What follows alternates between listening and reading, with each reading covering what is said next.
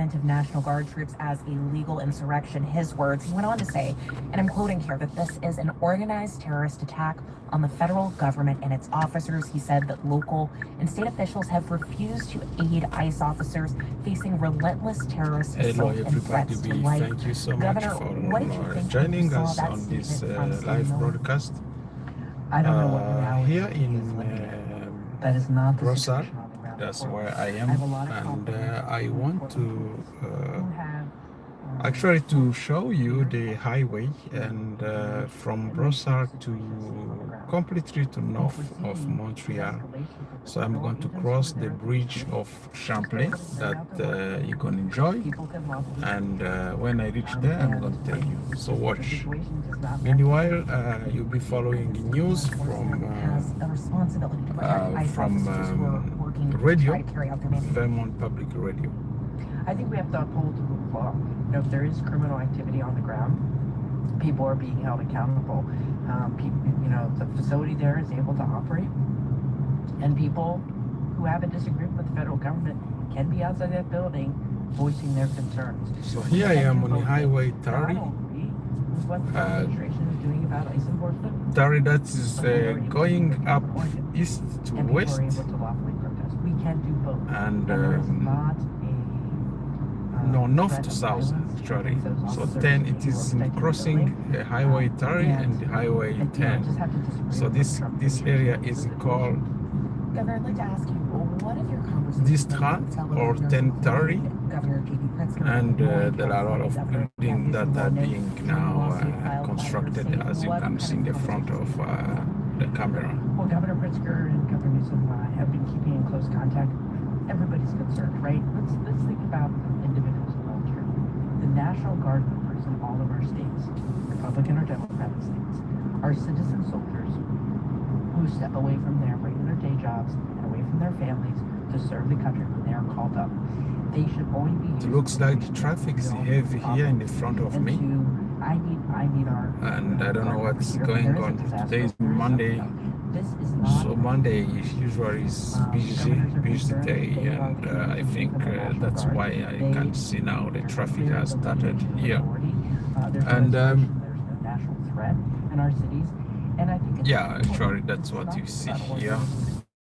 So I am in now Brossard, like 10 minutes before we go to downtown, and I will try to go to pass downtown, also you can view the downtown of Montreal from this place, and I hope that you're going to enjoy it.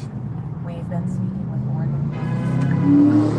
Guys following me, BMW, very, very busy day.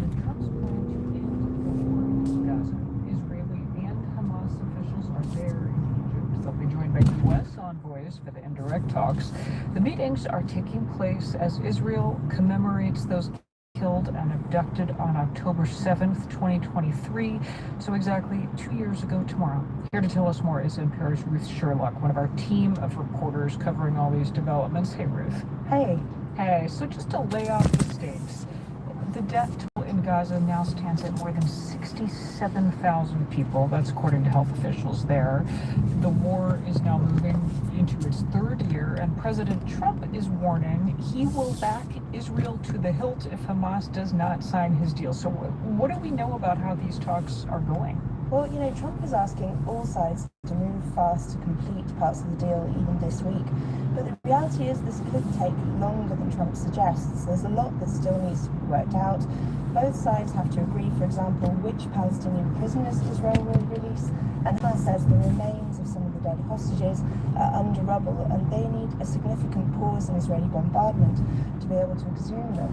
So both sides are also coming to the negotiations, seeking maximal concessions. Beautiful day today, and as you can see that the traffic is not so bad. Tries to speak to the media. They estimate that there could be a breakthrough in the next 7 here you to can see 14 the front days. of me, the 7 rain. to 14 days. Okay. What about, Ruth, people inside Gaza? How are people in Gaza viewing these peace talks? Well, the truth is, Mary Louise, every day counts here. Every day more people are dying. And many Gazans live in unspeakable conditions, with famine in some areas. NPR's Anas Baba met with Mohammed Massad, a 31-year-old father in Gaza City. The city is now the focus of intense Israeli bombardment and a ground offensive where whole neighborhoods are being turned to rubble. Israel had issued an evacuation order for the school block where he'd been sheltering. ما في حاجة مرة دخلنا صغار ونجري الشوارع وين مش They're مدري saying we didn't know where to go. We took our children and ran through the streets. They eventually spent the night outside by the hospital, hoping that would be safer. But there were no walls between them and the bombardments, which he described as hell beyond imagination. He told Baba it brought him unbelievable joy hearing that Hamas may soon release Israeli So now we are hostages, heading to seeing it Montreal, as a glimmer actually. of hope for peace. And most Gazans are just desperate for an end to the bombardment. You can see that And that brings something important you from have a inside beautiful Israel, day. which They is marking very, the very second beautiful anniversary day. of the Hamas-led attack. As I mentioned, in 2023, that attack left something like 1,200 people dead, another 250 or so people taken as hostages. What is the mood right now inside Israel? Yeah, my colleague Emily Fang went to the Nir Oz kibbutz in Israel, which still has 9 hostages in Gaza. She attended a gathering in the cemetery among gravestones from people who died in the October 7th attack, and it was a somber moment of remembrance.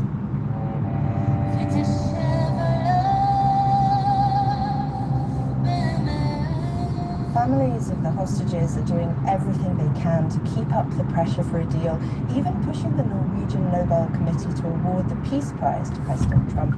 The Vatican Secretary of State, Cardinal Pietro Parolin, he described Hamas's October 7th So attacks now we are as an reaching the bridge inhuman that I massacre told of you, innocent the people, but also one said of the Israel's biggest offensive bridge here, disregards, quote, which is the called fact that it is targeting a Champlain. largely defenseless population So we are already heading that pushed to the bridge. brink.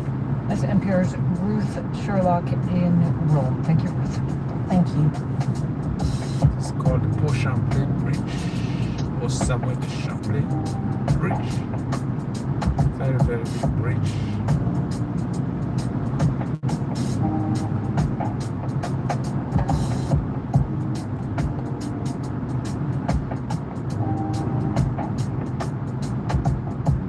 I don't know if you're gonna see the Montreal.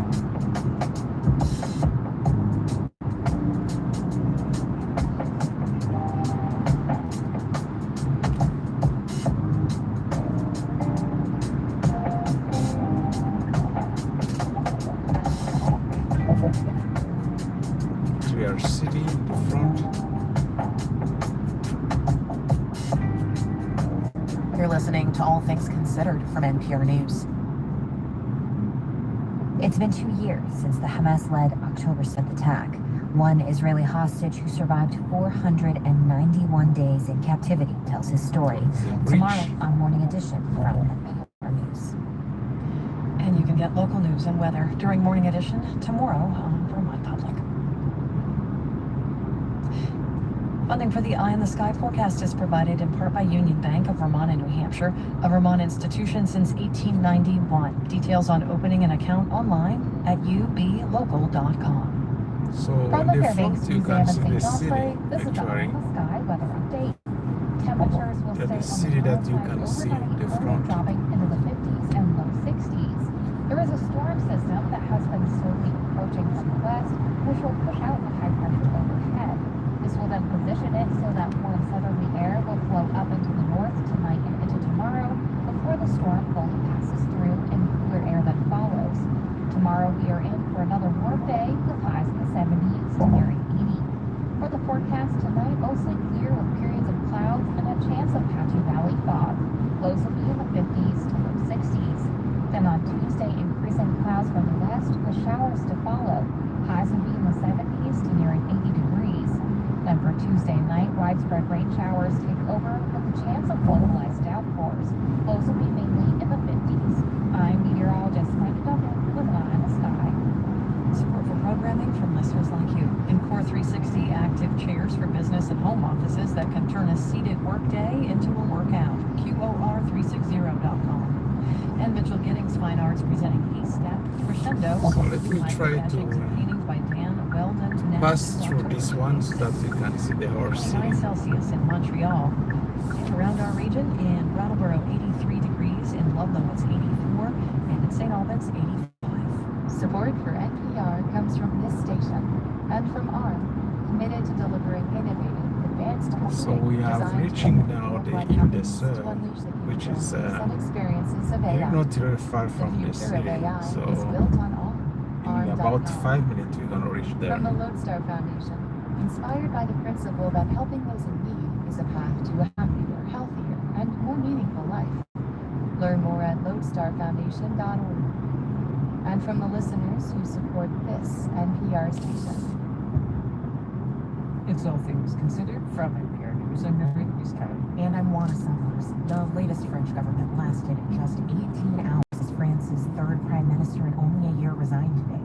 The two premiers before him were brought down in no confidence votes. He didn't even get that far. The chaos has plunged France into a deepening political crisis. NPR's Eleanor Beardsley reports. Prime Minister Sebastien Lecornu named the ministers who would have formed his government only last night. The opposition on the right and left So threatening the putting it down bridge in a you see in the no-confidence front vote. there, But another Lecornu bridge, resigned this morning before they even which is got the called chance. He told the French it would have been Victoria, impossible to Bridge govern and Victoria. pass a budget. Old bridge, very good bridge in this. You can see the river also here, which is called the Saint Lawrence River. Less ego, more humility, in a spirit of compromise. You have to put the country before your party. France's fractured parliament is the result of snap legislative elections called a little over a year ago by President Emmanuel Macron. And very soon you're In a gonna reach risky the move, city. it saw him lose his center-right reformist majority. The National Assembly is now dominated by the far right and left, which both want a premier from their camp. There were 2 rounds of strikes and protests against Lecornu since Macron chose him as prime minister 27 days ago. Protesting union member Youssef Hamad says Macron is ignoring the will of the people. They don't want his austerity budgets, he says. We've come out to remind the French government the debt problem must not be resolved on the backs of the middle Very class. soon you're gonna reach the Let's take city. money where it is. From the rich and companies who You can see benefit the from train tax here. cuts. Macron Slowing has asked down Lecornu here. to find some way out of the crisis by Wednesday night, but analysts say the president has 3 options now. He can pick another prime minister, dissolve A lot of parliament, construction call actually in going legislative on elections, here. or step down with a year and a half left in his term. Political scientist Corinne Lelouch says Macron would never leave office, but picking another premier The seems construction risky. here around here. Attempting a 4th time So now it's gonna see some buildings now coming up here. in the same way when it failed on 3 previous attempts. Is the definition of lunacy, she says. Some say Macron could name a premier from the center-left Socialist Party and try to build a coalition with the center-right. But Lelouch says that would mean sacrificing his Try to reach free the market city here, agenda. right The here. socialists demand that Cities the coming. retirement reform be either totally scrapped or changed in a way that would completely erase the intention. And then the, tax the rich thing. These are the 2 symbolic victories that the socialists would demand. And it would mean, I think for Macron, it would mean complete defeat. Lelouch says picking a prime minister from the far So right we have is reached out the of the city. question for Macron. The national rally seems to Downtown. be licking its chops at Macron's latest misfortunes. Which is Leader a Marine Le beautiful Pen lost to downtown, actually. Macron twice in presidential elections. But today, her party is the largest in parliament and the most popular in France, with around 33% support. On est au bout du chemin. Il faut arrêter. We're at the end of the road, she said. After prime minister and go back to the ballot box and let the French people Let me try to decide. stop and see if I French can stock adjust market my dropped with camera. news of the prime minister's resignation, and French borrowing costs have risen to their highest level in over a decade. Meanwhile, the country waits to see what its unpopular and increasingly isolated president will do. Eleanor Beardsley, NPR News, Paris. The Pecan Punch is a strong, bitter cocktail obscure in most of the country, but well known in northern Nevada. It's a culinary primary contribution from 19th century Basque immigrant sheep herders, and it's having a big year in the sagebrush state, as Phil Corbett reports. A late summer storm eats at the mountains above Gardnerville, Nevada. At the JT Basque Bar and Dining Room, cowboy hats, berets, and dollar bills hang from the walls and the ceiling. You just ordered your first pecan punch. You look around, and 9 out of 10 people around you are also drinking a pecan punch. That's Marie Louise Leckenberry, whose family is Basque and bought the JT in the 60s. They've been serving pecans ever since. The pecan punch has a lot of poetic resonance with northern Nevada. It's quite brown, often maligned, and is almost always explained as an acquired taste. I would say, in today's parlance, I would say it's very spirit forward. Back in the day, we would say, careful, it packs a punch. Marie Louise Leckenberry and her nephew Etienne Leckenberry explain the bitter cocktail is spelled P-I-C. So here I have reached in downtown Montreal, It's named for its original name. and as you can see in the front here, we do have the Joan of Arc. Place Belle, Place Bonaventure actually. It's not far from here. At the bottom of complexity to the core. So I'm going to try to reach the original American the main boulevard, which is in the ahead of me, like 1 mile. But the drink became popular in a few places in the American West where Basque immigrants settled. It is the mixed drink. It is the dash of grenadine, the shot of American color. Then I down and then take another highway. And the float of brandy with a lemon twist. And that is a cocktail born exclusively within the American West. By the 1980s, the original maker of American Pecan had changed the recipe, lowering the alcohol content. Another company, Beautiful downtown here, Montreal. became the primary supplier of a Very, very beautiful. cocktail.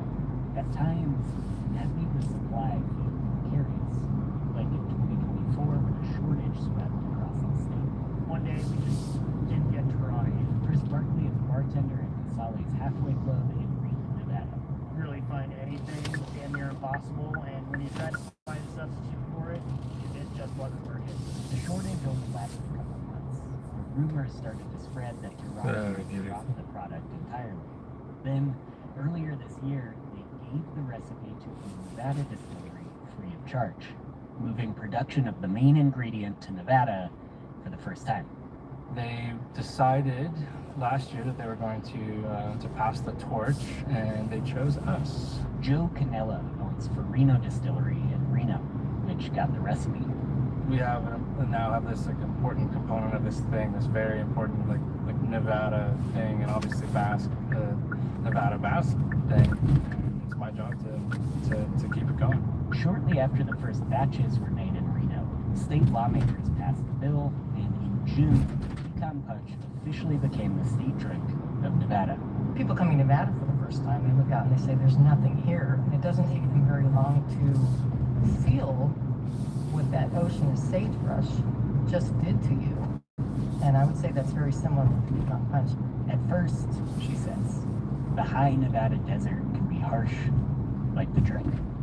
But once you get into it, it's really quite lovely.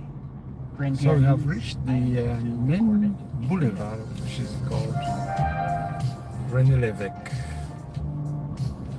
This is NPR News. Boulevard. The Trump administration is threatening mass layoffs if the federal government shutdown persists.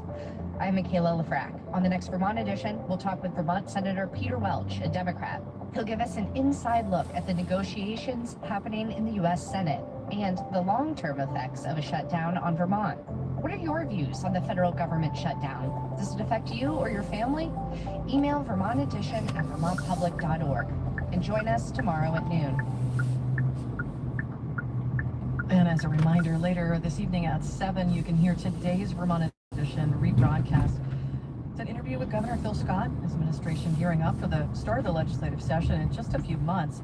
And Michaela Lafrac asks him about the high costs of healthcare in Vermont, also the return to So this office is order for downtown state actual employees, Montreal. and a number of other Main questions boulevard too. here, So join us at 7 for or that main conversation road, one here of the on main Vermont road Public. here, which is called It's René 5:30. Lévesque. You're listening to All Things Considered. Local news is just ahead. Funding for programming from Northfield Savings Bank, locally owned, offering a range of financial tools to Vermont builders, makers, and doers. Information at nsbvt.com. And the Hood Museum of Art at Dartmouth, presenting Visual Kinship, exploring how photography shapes and disrupts the notion of family. On view now through November. Local news is just ahead after news headlines from NPR. Live from NPR News in Culver City, California, I'm Dwayne Brown. Week 2 of the federal government shutdown, and there's no resolution in sight. President Trump telling reporters today that he's speaking with Democrats and, quote, some very good things could happen with health care. But Senate Minority Leader Chuck Schumer says Trump is not yet negotiating with Democratic leaders who have refused to support a short-term Republican budget package that doesn't extend tax credits for Obamacare. Here's Republican House Speaker Mike Johnson. We don't have enough Republican votes to fix this, because it takes 60 votes in the Senate to break this impasse, to open the government. There's only 53 Republicans in the Senate. We need some Democrats to be thoughtful and responsible and do the right thing. The White House has tried to clarify remarks by President Trump yesterday about firing federal workers, saying he was talking about the furloughs happening across the government. Ballots for California's special election are being mailed out today. Voters will weigh in on a measure that would allow state officials here to redraw California's congressional map ahead of next year's midterms.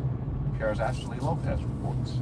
Proposition 50 in California is a response to Texas lawmakers who redrew the state's congressional map recently to create 5 more favorable seats for Republicans. Texas lawmakers took on this effort at the request of President Trump, who wants Republicans to keep control of Congress next year. California Democrats, led by Governor Gavin Newsom, vowed to counter Texas's redistricting effort by creating 5 more favorable congressional seats for Democrats in the state. But unlike Texas, California has an independent redistricting commission, so lawmakers have to ask voters for permission first to bypass the independent commission that voters in California approved in 2008 and 2010. Ashley Lopez, NPR News. Well, stocks finished mixed on Wall Street today. You're listening to NPR News. And you're listening on Vermont Public. I'm Mary Angish with this news. A Vermont Downtown gunmaker will Montreal not be here, held one liable of for the a 2019 California busiest mass shooting. streets 7 days reports a federal judge dismissed a called lawsuit last week filed by René Lévesque. survivors of the shooting All of at the buildings Gilroy here, Garlic beautiful Festival. places. They argued Century Arms of being responsible for that massacre. A Nevada man had used one of the company's high-powered rifles to kill 3 people and injure 17 others. The weapon is legal to own in Nevada, but banned in California. And The from lawsuit here, claimed actually, Century Arms heavily supplied guns that you were can illegal visit in California if you and like surrounding states. Centre Bell. This Judge is William K. the Sessions place III where they dismissed the play case hockey. due to a separate U.S. Not Supreme far Court from decision here. earlier this summer. So It what limits I'm how going to do, liable I'm just gunmakers going to are quit. for the use of their weapons. Try to Century see Arms if is I headquartered in can Florida, but take has a another manufacturing plant in Georgia, exit. Vermont. Several events Because I happening want to Thursday leave this evenings in place. Montpelier, trying to draw more people to the downtown corridor. The organization Montpelier Alive is behind the effort, called The Ramble.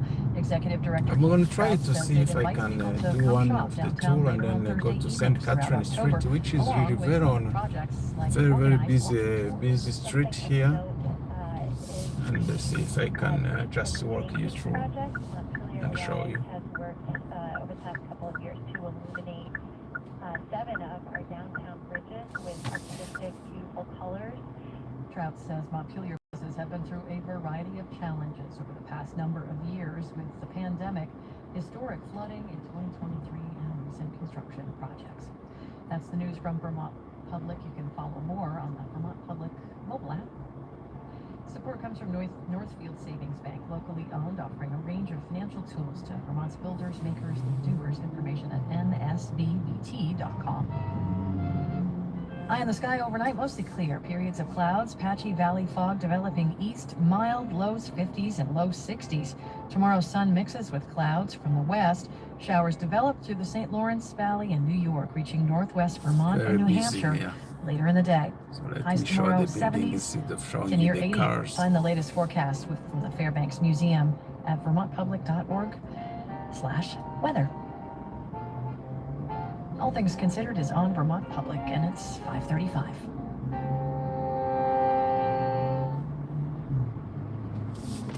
Support for NPR comes from this station and from Amazon Business, offering business buying services closed, from office actually. supplies to IT essentials and maintenance tools to help bring visions to life. To which extension? Learn more at I don't know amazonbusiness.com. which extension is From your closed part-time already. controller, specializing in nonprofit accounting and committed to supporting nonprofits with financial management services such as budgeting and forecasting.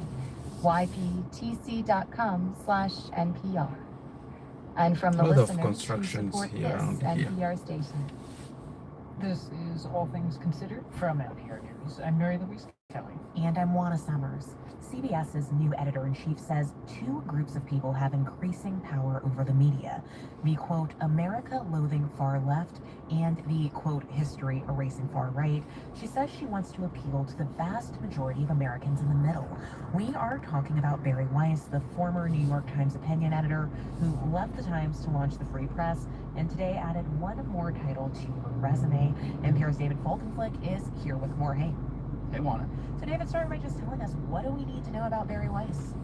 Well, she was an op-ed editor and writer for the Wall Street Journal, then the New York Times, sort of staked out a contrarian center-right position, and she left the New York Times with a blast in July of 2020. It's sort of the height of the Some of these buildings really are old, then trying to build blocks. She said her colleagues in an open letter to the Times' publisher, A.G. Salzberger, were illiberal and, in fact, bullying of her, unwilling to engage in open thought. And she started a Substack that she built into the Free Press with her wife and her sister. The Free Press was a views and news site that basically became a home for people who felt the mainstream media had lost its way and lost sight of what they thought of as traditional values, but also thought that things had gotten too woke in their phrasing. So they took a lot of critical looks at the way in which the press covered the Israel-Hamas war, and they took, in fact, a critical look at NPR as well. That's right. Now she is landed at CBS in a prominent job. What does she say is in store for CBS? Well, so Weiss has It does look she says side these 10 too. precepts, these fundamental journalistic values that she wants the network to get back to. Two of them seem to be very focused on the idea of the reporting to be factually based. She says she wants to hold both major parties So we to are account. reaching very soon the St. Catherine Street, one of the, actually it looks like it's closed, this street is closed. CEO and leader of Skydance, the parent company for CBS and Paramount Global, bought the Free Press. I'm told it's for about $150 million in stock. Do you have a sense of what he wants to accomplish by making her editor-in-chief of CBS and buying her news site, the Free Press? Well, they talked about the idea that they want to appeal to the middle, from the center left to the center right. They say there's about 70% of the country that isn't being well served, and that they hope in some ways to return CBS to being truly a let me broadcast. try to pass reaching as through large an this audience as possible, street here even in an age of these fracturing audiences, to where, the Sherbrooke narrower Street, slices in the cable which is really busy too, driving but How should we look at all of these changes going on right now at CBS? Look, a lot of what they're saying seems to me pretty reasonable in journalism. The idea of holding people accountable, the idea of being factually based in a time of such loud opinion mongering, the idea of saying a contrarian voice like Weiss's might well be welcome at the top levels of an American news organization and taken into account as people set their news agendas. I think you can't look at this, though, without thinking about the context in which this is being done. President Trump has filed lawsuits against many of the nation's top news organizations, CBS among them. In fact, CBS's previous owners paid $16 million to get rid of that individual lawsuit to make sure that its sale to the Ellisons could get through. The Ellisons needed the Trump administration's approval to acquire CBS's parent company. President Trump has just gotten them a stake in the American version of TikTok. They're looking to the administration, perhaps, if they make a bid for CNN's parent company. So here I'm reaching the Musée des Beaux-Arts. Musée des Beaux-Arts, one of the very beautiful museum here. Values, or are they doing it Let to me reach a political just figure? We'll have to see. if I can. NPR's David Folkenflik, thanks. You bet. Many of us have a venue we love, a theater Museum or of concert Bazaar. space where we really feel at home. But what do you It's do not far if that from place here, goes to through this place radical here. change? Well, that is what has been happening with audiences here in the DC region ever since President Trump took over the John F. So I'm going Kennedy to Center walk for you through Performing this Arts city. 8 months ago. Trump abruptly fired its leaders, dismissed board members, criticized past programming as too woke. NPR's Elizabeth Blair wanted to find out where the fans are going. A pride event by the Gay Men's Chorus of Washington moved to a church. A cabaret performance marking the 50th anniversary of the end of the Vietnam War moved to a club across town and sold out. And singer and banjo player Rhiannon Giddens moved her show to a concert venue called the Anthem. It turned out to be an absolutely gorgeous night, and she had more fans in the room in our venue than she could have had at the Kennedy Center had it gone through before. Audrey Fitzschafer is So this is Montreal, reaching the Rue Crescent. Rue Crescent was one of the crowded place and with a lot of restaurants. So let me see if I can go there and if you can see in the how community beautiful and is this with Rue artists that were already booked to play. Crescent. It also rattled longtime Kennedy Center patrons. With Actually, when they do Formula One, they come and they show the cars here. jazz, hip hop, and So classical this is music one lovers of alike. most It comes with the frequented National Symphony Orchestra, though the area NSO has its own management with structure. restaurants, Longtime patron and it's Mitch called the Gassman Rue says he and Crescent. his family have been going to the Kennedy Center for some 30 years. We have been subscribers to the National Symphony Orchestra classical series for as long as I can remember, and for maybe a dozen years or so have been subscribers to the theater series. And my kids were active at the Kennedy Center when they were growing up. We've always enjoyed going there. But when Bassman and his wife learned that the Kennedy Center's new leadership would be booking non-equity shows, they decided to end their theater Beautiful day in Montreal honest, today, as you can see in October. That is really special. 29 degrees. But my wife and I are very firm. 29 degrees, 27 degrees today, which is really very, very beautiful. As you can see, terrace, the store, people enjoying their restaurants. Very, very beautiful. It is a theater where shows with Broadway ambitions often get their start. After a recent performance of Damn Yankees, I talked to patron Mason Ice. He says he used to like going to the Kennedy Center so much, he moved to be closer to it. I was excited, or like, yeah, before everything happened. So it's been exciting, but glad that we have other fantastic options. So now I am actually leaving this place. I'm going to take again the highway. I think the highway is going to be very busy. However, I don't have choice because I have to go back home, which is like 40 minutes it's going to take me. And let us see what is going on. And so that balance, which has always been complicated, feels more complicated. So I think there's going to be a fair amount of a realignment going on in the theater community as people figure out where they belong. Other venues in the DC region could stand to gain. But Audrey Fitzschafer of IMP says what's happening at Washington, D.C.'s most prominent performing arts center is So an what cause is for happening in celebration. Washington, The Kennedy D.C.? Center, which is a venue that is absolutely beloved internationally, is a treasure. And I don't enjoy seeing people feel like they either can't play there or don't want to spend their money there. I understand those feelings, but as an institution, I want it to live on way beyond my lifetime and my kids' lifetime and my grandkids' lifetime because of its place in history, and it's gorgeous. The Kennedy Center did not respond to requests for comment, but its new leadership has said in interviews they want people from all walks of life to feel welcome. One of the ways it's trying to attract new audiences is to do more faith-based programming. Elizabeth Blair, NPR News, Washington.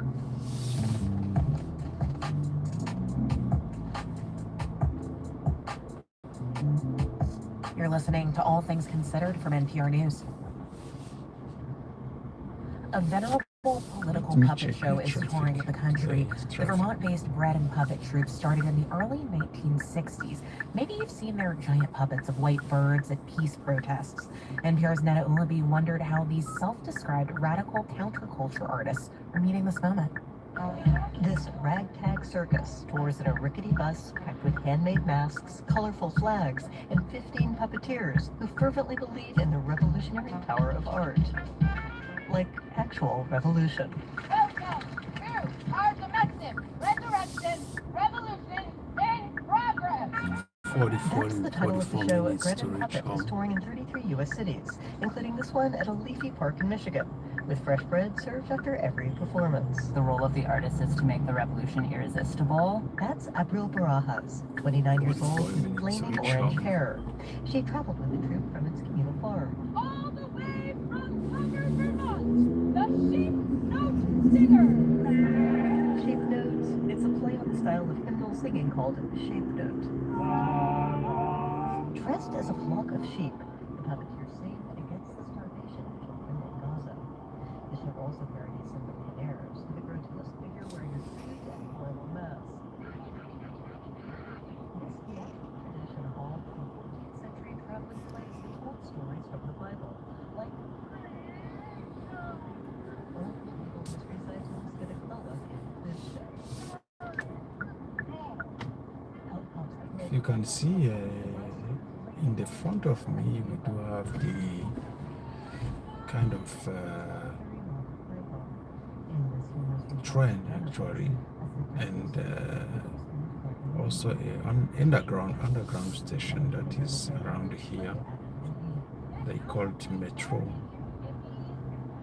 and that's where I'm heading to, that Metro station.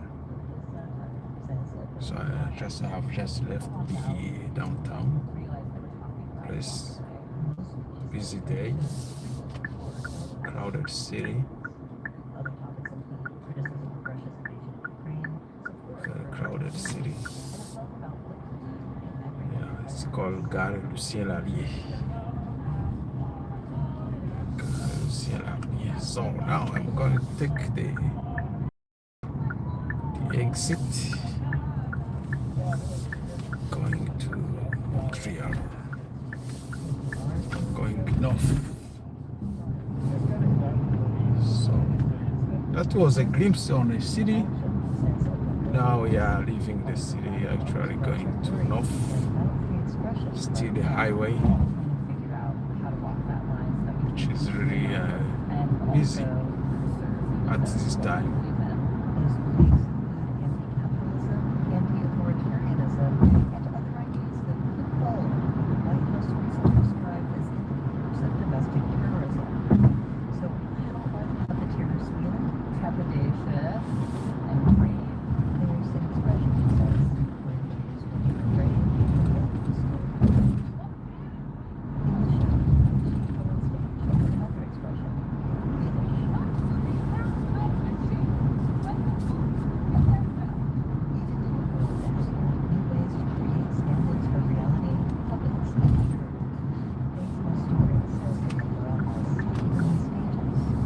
Traffic begin here, as you can see.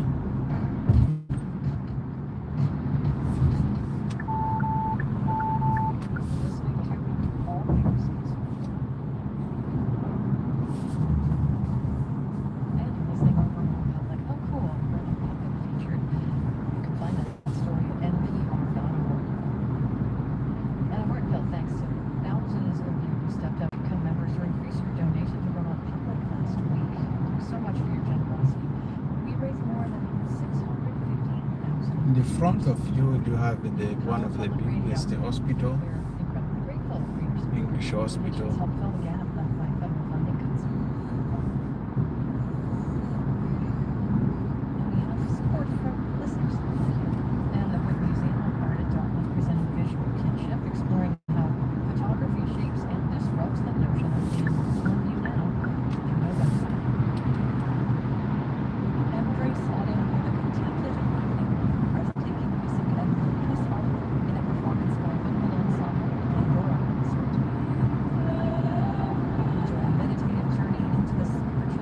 Reaching the Decari interchange, so you see the many roads here, then down.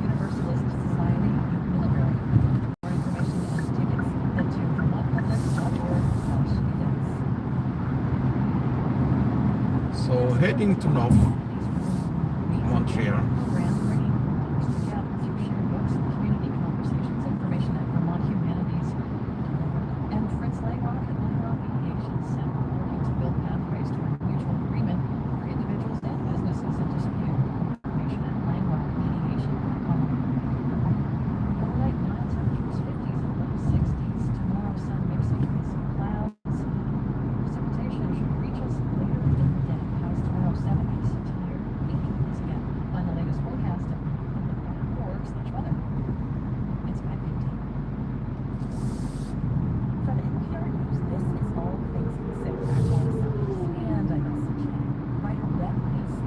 Try to reach now that they carry one of the busiest street, actually highway here. So from here I'm going to be in the traffic like 30 minutes from here.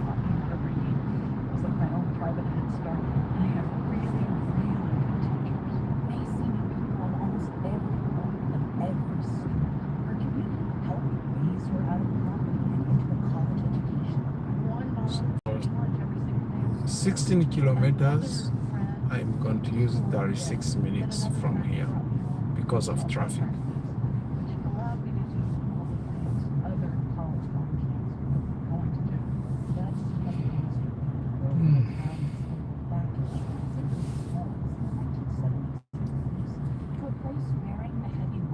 Unemployment, addiction, and plummeting graduation rates. Macy is now an award-winning so let us hear the public radio and for her here new what they're memoir, saying. Paper Girl, she returns to her hometown to understand why Urbana has transformed so dramatically and what Urbana can tell us about this country. I asked Macy, when did she first notice the changes in her hometown? I first noticed it in my family. Just a lot of division, and we never used to talk So about we are on the politics. bridge, When actually, Trump was tunnel, one of the elected, tunnel my here. brother Tim unfriended me on Facebook because of quote all the liberal crap. Busy. And we had been very close. And the pinnacle moment happened at my mom's 5:51 deathbed. p.m. Montreal of October 6, 2025. Beautiful day. Very, very warm today, which is not really unusual warm day in October, like October 6. We are still like in summer, so it's really summertime we are going on here. Very, very cold, pleasant to work, so beautiful. I had noticed in Look my at this car in hometown, which front of was you. a hotbed How of beautiful. abolitionist The blue one. activity and an underground railroad haven, but there were now Confederate flags flying. And after Mom died, I just thought, what has happened to my family, my hometown, and my country?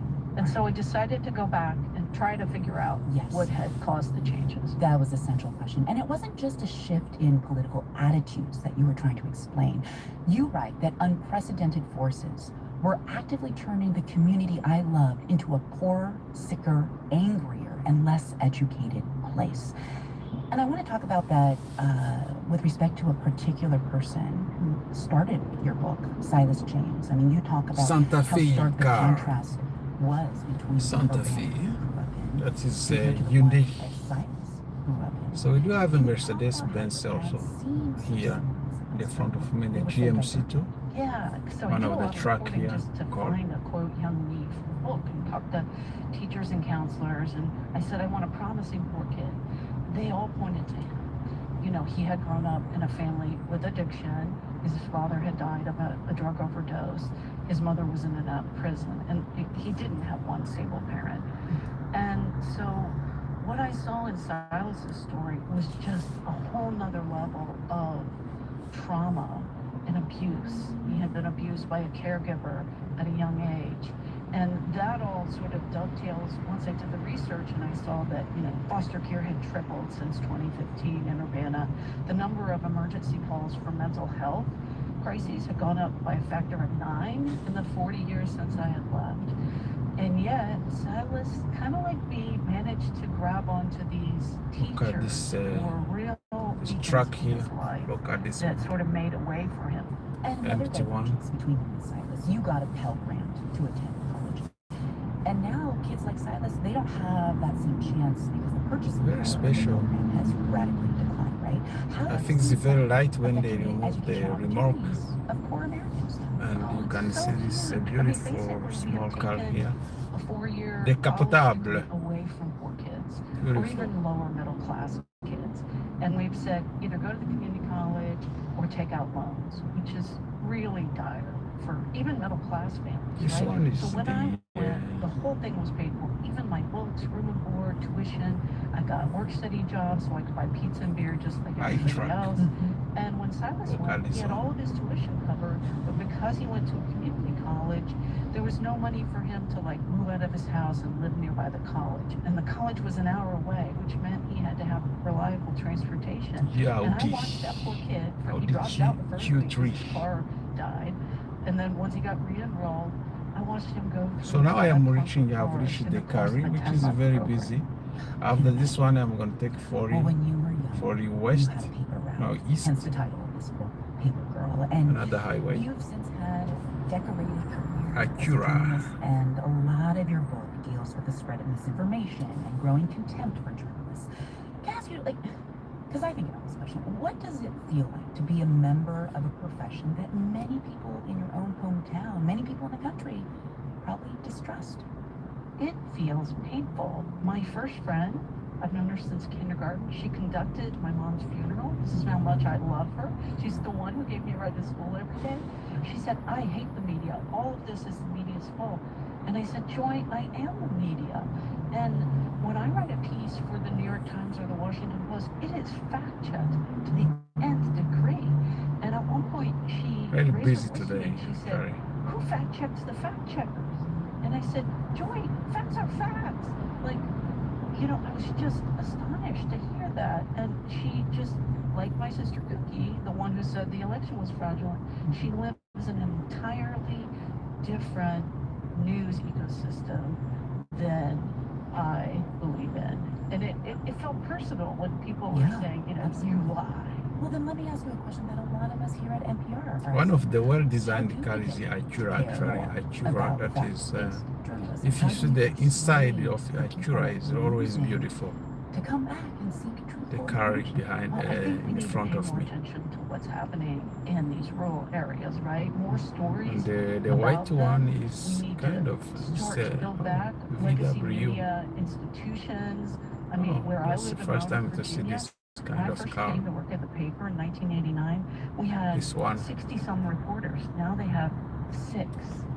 So think about all the things that aren't being covered. At the same time, you've got these, like, really hard workers. You're not too far from the airport. Find a few reporters. Probably some of you have seen some of It's just the terrible, but I think we airplane telling flying. stories. And one of the things I came away with from the book is we have to start with our families. As hard as it is to have these conversations, you know, that is maybe the people we'll have the best chance with talking across the divide. Beth Macy's new book is called Paper Girl, a memoir of home and family in factory America. Thank you so much. See Beth. this, It's a pleasure this to talk to you. one. Thank you, This Elsa. side. This is NPR News. Support It is for NPR comes from 5:58 this station p.m. And from BetterHelp, committed to helping clients with issues ranging from Sunshine. relationship challenges in goal setting to grief and Very depression. soon sunset. Learn more at betterhelp.com/public. From the Lodestar Foundation, inspired by the principle that helping those in need is a path to a happier, healthier, And what is and interesting meaningful here life. is that Learn more at lodestarfoundation.org. From CFP, certified financial planner professionals committed to acting in the their weather, clients' best when it interests. is like this Learn one, more at everybody wants to go out, and And probably from this the is just Brilliant justify Grant why we do have a lot of cars today, very busy. But however, this road is always busy at this time because everybody's coming from the downtown, going to going back home. So these people are going north or east or west At 6:04 plus other news in Montreal. Minneapolis. Funding So from northwest, Edgewater Gallery northwest, and Edgewater at Home, northeast, featuring contemporary and traditional fine art in a curated that's collection why of you home see a lot accessories. of cars here. EdgewaterGallery.com. And Also Three some Rivers people going to the Veterinary in airport, St. Johnsbury, they use this serving road. the horses and their people in northern and central Vermont. So this Learn is more at called Three Rivers Bakery Road. Equine Vet. Look at this transportation here. This is Vermont Public, 88.7 WRBT Rutland, 94.3 WBTN FM Bennington, 88.5 WEPA St. Johnsbury, So let us 89.5 hear the WBTR news Windsor, and 88.9 from WBBA the Brattleboro. Listen at vermontpublic.org Vermont Public or on your Radio. smart speaker. It's 6 o'clock. 6 o'clock. These drug cartels are not using force against us because they disagree with us politically, because they want to harm the country, because they have some ideological agenda. They just want to make money. 26 minutes left Waging a military before I campaign against the drug stop my trade. Is that broadcast. legal? For Monday, I try October to hold 6th, the this is all test things and see considered if from this NPR News. broadcast is good. So let us see if it.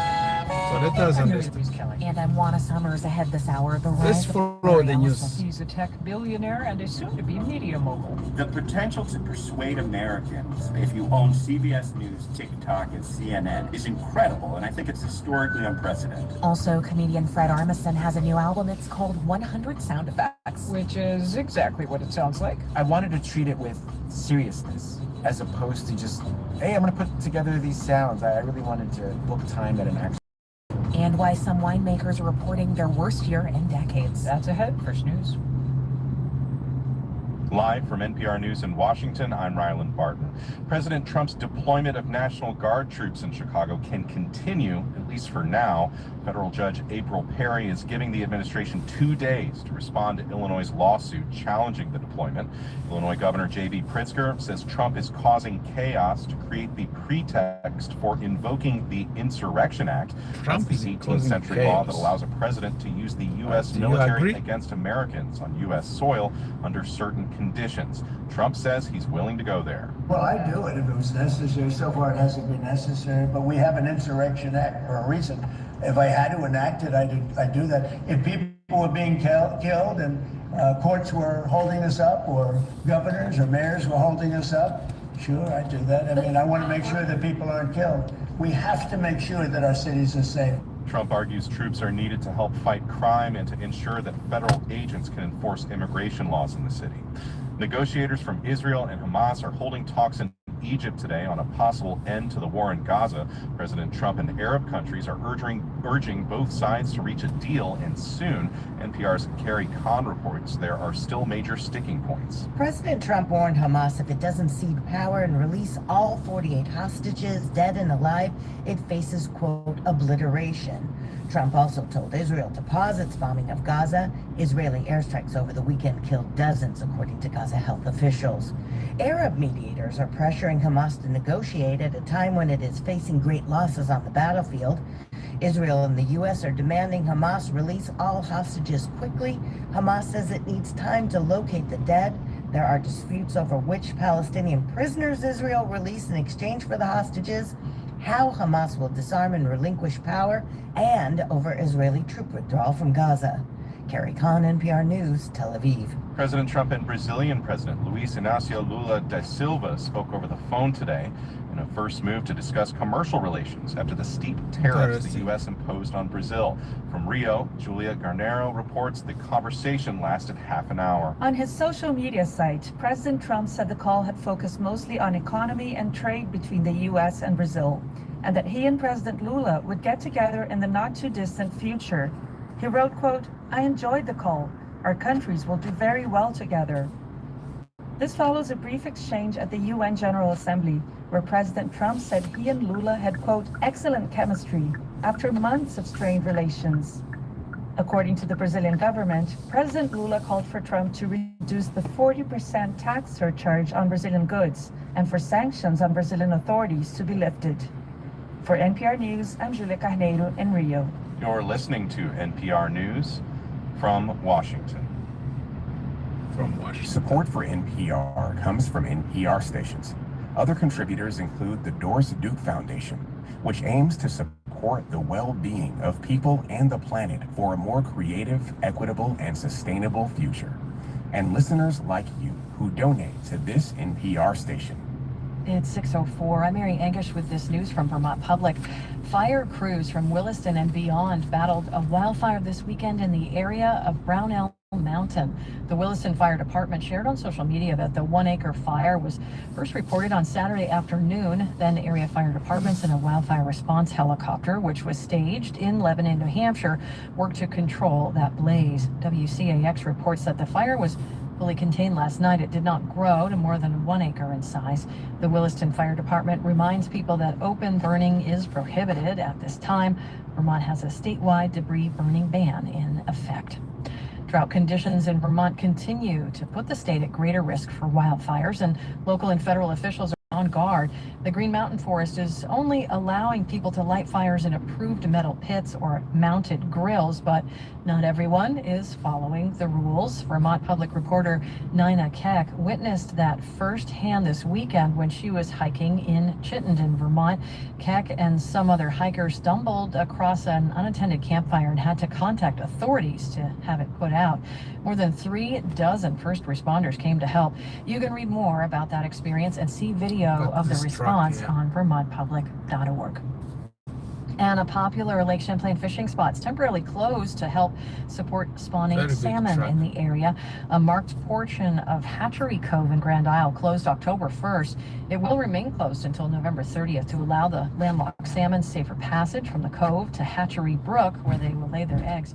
The Atlantic salmon in Lake Champlain are primarily supported by the Department of Fish and Wildlife, whose officials will collect the eggs and raise them in hatcheries before stocking the fish back in the lake. That's the news from Vermont Public. Follow more on the Vermont Public mobile app. Eye on the sky forecast overnight, mostly clear, some clouds, patchy valley fog, and mild 50s and 60s. Tomorrow, sun mixes with clouds. Rain does develop eventually towards the afternoon in the St. Lawrence Valley, New York, northwest Vermont, and New Hampshire. Later in the day, highs tomorrow near 80. It's All Things Considered from NPR News. I'm Scott Detrow. I'm Juana Summers. And I'm Mary Louise Kelly. Defense Secretary Pete Hegseth has ordered the Illinois National Guard to deploy at least 300 soldiers to guard federal facilities, also to protect ICE agents and other federal officers in Chicago. Now, that order calls for the troops to deploy for 60 days. That is according to a memo obtained by NPR. Meanwhile, another 200 Texas National Guard troops are set to arrive in Illinois tonight to assist in protecting facilities where Hegseth says violent demonstrations are occurring. NPR Pentagon correspondent Tom Bowman is tracking all this. Hey, Tom. Hey, Mary Louise. Catch us up on where things stand. Are there any Guard troops on the streets in Chicago yet? No, not yet. I'm told by a U.S. official not authorized to speak that those Illinois Guard troops are now gathering at a central location, but they'll still need medical screening, personnel checks, training on crowd control before they head out. So it could be later this week or next before they hit the streets in Chicago. Now, as far as the Texas troops, no word on that from officials I'm talking with about when or if they'll be on the streets. Well, and Illinois Governor J.B. Pritzker says they won't be on the streets if he has anything to do with it. He says the Guard is not needed. He has filed a federal lawsuit to try to stop President Trump from sending the National Guard in Chicago. Yeah, that's right. He's saying the Guard troops are being taken over by the Trump administration, sent to Chicago for what the suit says is, quote, flimsy pretext. Now, there are some protests in Chicago against ICE and its facility, and a woman carrying a weapon was shot Saturday morning by Border Patrol agents and later taken to custody by the FBI. Border Patrol said while on patrol, they were rammed by vehicles. This is called actually the...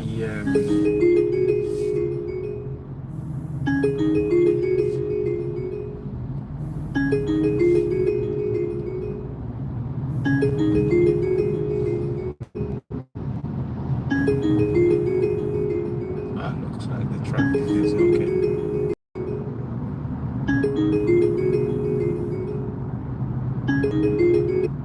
Tom Bowman, let me shift our attention further west. So now I've reached 40 highway. Trump also wants the National Guard left 15, another traffic. An ICE facility and ICE agents. Where does that stand? Right. Well, a federal judge has blocked the deployment of 200 Oregon Guard troops to Portland, as well as another 200 Guard troops from Texas, still another 200 from California. And the judge cited the administration's rationale In her ruling, it's called Section 12406, Title 10 of the U.S. Code. What is Title 10? Well, it says the president does have the power to take control of a state's guard. It's called federalizing the guard for 3 reasons. 1, an invasion or threat of invasion by a foreign power. 2, a rebellion or danger of a rebellion against the authority of the United States. And 3, the president is unable to execute the laws of the United States with the forces at hand, meaning, let's say local law enforcement. So do the protests in Chicago and Portland rise to that level? The Trump administration says they do. Again, Pritzker calls it all flimsy. A federal judge in Portland agrees. So the bottom line, Mary Louise, no National Guard troops are on the streets yet, and we're off to federal appeals courts. Just briefly, it's always difficult to look at precedent in things like this. There have been times in the past, right, when a president has taken control of a state guard, or the governor has said, look, we do need to call out the guard. Yeah, it's on rare occasions for a president. Think of the civil rights era when presidents, Eisenhower, Kennedy, and Johnson took control of the state guard to enforce civil rights laws, making sure African-American kids can go to school. And for the governors, serious riots. 1992 Los Angeles after the Rodney King beating, and in Minneapolis after George Floyd's killing 5 years ago. But again, rare. Thank you, Tom. You're welcome. And here's Tom. We're going to talk about another area where President Trump's use of the military is facing big legal questions. This is strikes on alleged drug smuggling boats. We got more details late last week about the administration's legal justification for the attacks in the form of a notification sent to Congress and obtained by NPR. It says that the president has determined the U.S. is in armed conflict with unspecified drug cartels. That argument has found many critics, including law professor John Yoo. He was a lawyer in the Bush administration's Justice Department and played a key role developing the legal justification for the war on terror after 9/11, as well as the ways the U.S. government interrogated people captured during that war. John Yoo, welcome to the program. Hi, great to be here. I want to start with something that you wrote recently. You wrote that war invokes powers too extraordinary to be used against crime. Walk me through what those powers are and why it's important to you and to many legal scholars. Thank you for being with me. Our Constitution and our laws distinguish It was really a big war day. and crime. For example, if you are arrested by the government because you're suspected of a crime, you get all the protections of the Bill of Rights. You have the right to be presented to a judge, to learn the charges against you, to get the Miranda warnings, a lawyer, ultimately be tried by a jury before you're sentenced. Think of war. You try to kill the enemy and detain members of the enemy if they can't fight. You don't have to have evidence. You don't present it to a judge. You don't go out and arrest people and give them a trial because you're fighting a foreign enemy that threatens our national security. So the most important problem is identifying who's really an enemy versus what's part of just a perpetual social problem we have. I mean, arguably, illegal drugs and overdoses have killed traffic now begins to move now. Should that be part of the consideration, or do you think there's a clear cut, this is a standard crime, even if that's deadly effects, and this is a war? It wasn't really, You're definitely right. yeah, this one now is okay. I can now move slowly, but it's okay. About 100,000 a year, maybe 200,000 every 2 years, just to fentanyl and other drug overdoses, which is way more than the casualties in Korea, Vietnam, Iraq, or Afghanistan. But that the harm to the country itself does not define whether something's war or crime. You could say murders inflict way more harm on the United States than a lot of the wars that we fought. But we don't use the military to fight murders at home. Instead, I think what you need to see is a foreign entity that is using force against the United States. Next time I'm going to go to the neighborhood, some of the beautiful neighborhood, and you can see them here in Montreal. Is that, what to you is the main difference then between an international terrorist group like Al-Qaeda? So instead of showing you cars, I'm going to show you houses. Just the overall end goal also that each some of of them the has? houses you can buy Yes, if in you part. like. So I was at the Justice Department, as you said, on 9/11, and we had to actually face the question that we really hadn't faced in the United States before, whether we So could I have a war reached against now something else the other than another other highway 15 and we back. decided that Al-Qaeda I hope and this other one is terrorist now groups were much like a foreign It's country, more the level more of force they affordable. use against us, why they use force against us for political reasons. I think that decision This with is also busy. drug cartels that are not connected, Yes. they're not fighting for Venezuela, for example, but just drug cartels, This one is busy don't too. pass that test because they are using force against us because they disagree with us politically, because they want to harm the country, because they have some ideological agenda. They just want to make money. Busy. The Trump White House is drawing a clear line between what it is doing here and what the Bush administration first articulated 20-some years ago, and what the Obama administration in many ways continued as policy. And I'm wondering, as you have seen this played out and used in different ways, have you had any second thoughts about the standards that you and others put into place in the wake of 9/11?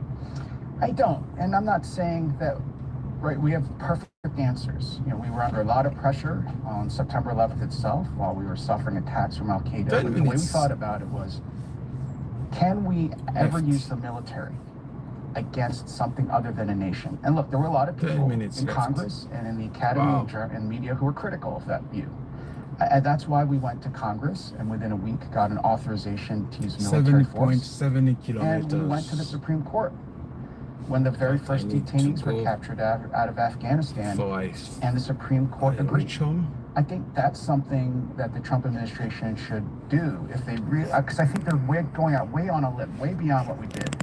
They're going to have to get Congress to agree, and I think that would then have a big influence on the way the Supreme Court will view it when these cases start to come up later this year. That is John Yu, a law professor at the University of California, Berkeley. Thanks so much for talking to us. Thank you. Great to be with you. Now a remembrance for a British actress best known for on-screen snobbery. Dame Patricia Routledge died last week. In the 1990s, she starred in the BBC TV show.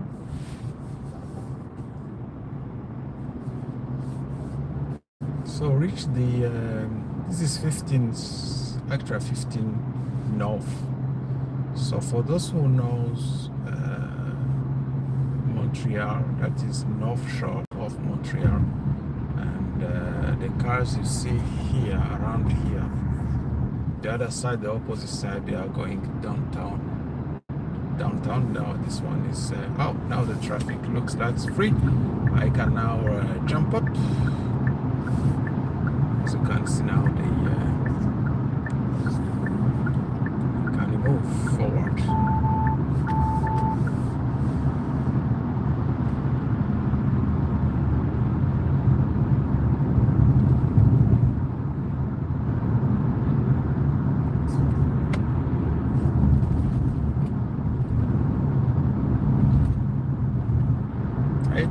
Left.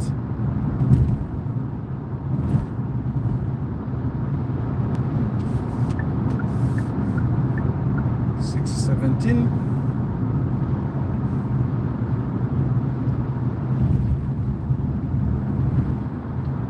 Crossing the Ariburasa Bridge. As you can see, sunset. How beautiful it is, the sunset actually. The front of me, 6:18. So very soon it's gonna be dark. Highway, moving, beautiful. It was really a beautiful day, so I enjoyed driving today. As you see, I was at Brossard, one of the city, and then I went to Montreal downtown. I showed you. Those who didn't see, you can go back to my video. You can see the downtown. Now I have reached the highway, and I can run very fast, as you can see. And very soon I'm going to reach and start broadcast. It was good to be with you. I enjoyed the broadcasting with you and sharing you the this wonderful day, beautiful, wonderful day, warm day actually, which was really very, very not usual, actually unusual in Montreal for October to have this kind of warm weather. So beautiful, beautiful, and you can see the city.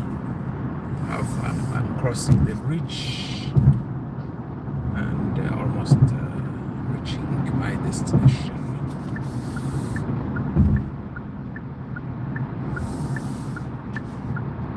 Thank you very much, and wish you a good night or good day, beautiful day. Enjoy your day. Thank you.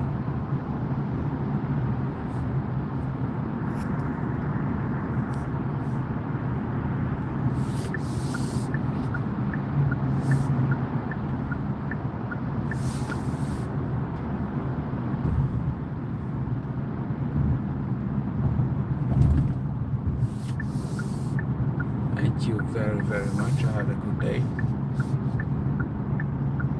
And I enjoyed being with you. And see you next time. I will try to go into some of the neighbors, the city that is new, with new housing, and you're going to see what is going on. So thank you. Have a good day. Bye bye.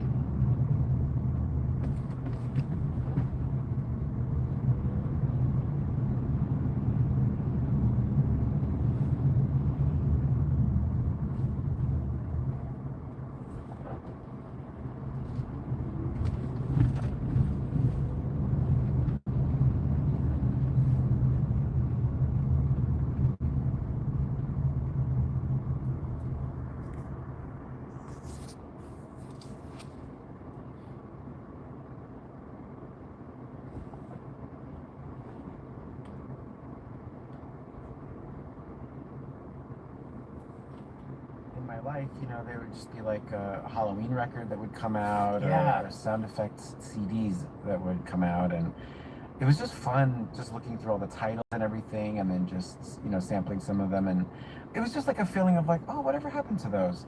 And then it just occurred to me, I was like, I'll make one. Yeah, do you remember listening to those Halloween ones? I feel like I remember Halloween sound effects CDs for sure. Yes, and I remember there were a lot of human voices on them, you know, like the all that kind of thing, and creaking of wood and chains and all that stuff. Is that why you put some haunted house things in here? I think haunted house, ghost going upstairs, but the door is locked.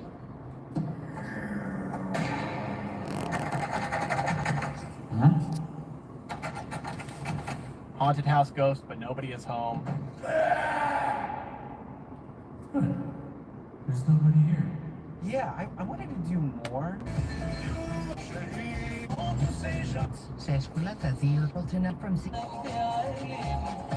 You can hear Your World Tonight on the CBC News app or wherever you get your podcasts. For parts of Ontario, Quebec, and Eastern Canada, it felt more like summer than fall this weekend. People flocked outdoors in cities like Toronto, Montreal, and Fredericton as the thermometer neared high summer temperatures. But as senior science reporter Nicole Mortellero reports, while Canadians made the most of the heat, scientists say they are worried. Having to suffer through the winter all the time, I'm personally loving it. Everything is dry as a bone everywhere. It's not normal, and it's very scary. That's how some people in Montreal viewed the unusually warm weather this past weekend, where the temperature reached 30 degrees Celsius. In Sudbury, Ontario, the heat was also on, with a high of nearly 30 degrees Celsius. Its average temperature at this time of year, 12 degrees. Jeff Coulson, a warning preparedness meteorologist with Environment and Climate Change Canada, noted just how warm it's been. High temperature records may be broken by a fraction of a degree or maybe a degree or two at most, but seeing some of these temperature records broken in parts of northeastern and eastern Ontario by 4, 5, 6 degrees is very unusual. The culprit behind this anomalous warmth is believed to lie thousands of kilometers away, the Pacific Ocean.